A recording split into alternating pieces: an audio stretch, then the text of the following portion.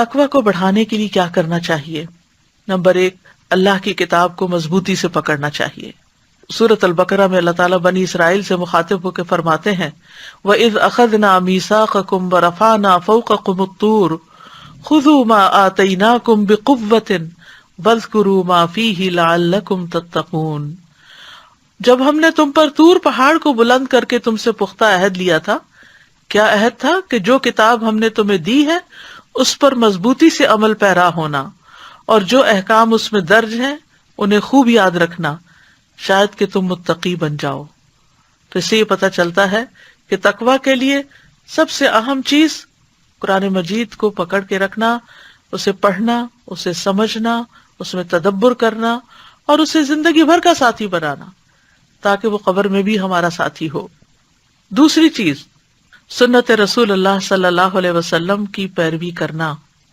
ایک شخص نے عمر بن عبدالعزیز کو لکھا جس میں اس نے تقدیر کا مسئلہ پوچھا، تو انہوں نے جواب میں لکھا اما بعد، میں تمہیں اللہ سے ڈرنے کی وصیت کرتا ہوں، اور یہ کہ اس کے معاملے میں اعتدال سے کام لو، اللہ کے نبی کی سنت کا اتباع کرو، اور بدعت کرنے والوں کی بدعات سے دور رہو، جبکہ آپ کی سنت جاری ہو چکی ہے، اس میں لوگوں کی ضروریات پوری ہو چکی، پس سنت کو لازم پکڑو، کیونکہ اللہ کے اذن سے وہ تمہارے لیے بچاؤ کا ذریعہ ہے۔ پھر اللہ کے راستے کی اتباع کرنا اور دوسرے راستے چھوڑ دینا۔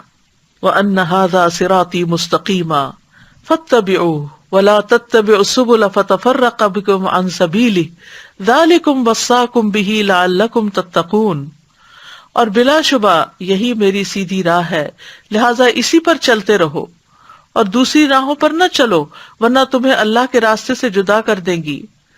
اللہ نے تمہیں انہی باتوں کا حکم دیا ہے شاید کہ تم متقی بن جاؤ۔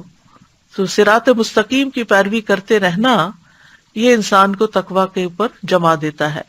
پھر ہدایت پر استقامت اختیار کرنا، والذین اہتدوا زادہم ھدی وآتاہم تقواہم، جن لوگوں نے ہدایت پائی اللہ ان کو اور زیادہ ہدایت دیتا ہے اور تقوی عطا کر دیتا ہے۔ تو ہدایت کے راستے پر رہنا جو ہے وہ انسان کو تقوی کے حصول میں مدد دیتا ہے۔ تقوی کے حصول کے لیے دعا بھی کرنی چاہیے۔ صحیح مسلم میں ایک دعا آتی ہے جس میں براہ راست تقوی کا سوال کیا گیا ہے، اللہم انی اسألک الہدی والتقی والعفاف والغنی، اے اللہ میں تجھ سے ہدایت، تقوی، پاک دامنی اور غنا کا سوال کرتا ہوں۔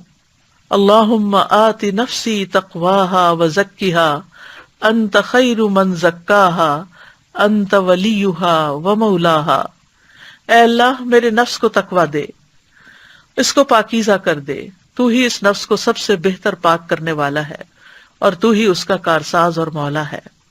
اور چوتھی چیز ہے صحبت صالح۔ اگر انسان ایسے لوگوں کے ساتھ رہتا ہے جو اپنی زبان کی حفاظت کرتے ہیں، جو اپنی نگاہوں کی حفاظت کرتے ہیں، جو اپنے منہ میں لے جانے والے لقمے کی حفاظت کرتے ہیں کہ وہ حرام کا نہ ہو حلال کا ہو، تو ایسے لوگوں کی کمپنی میں رہنا انسان کے تقوی میں مددگار ہوتا ہے۔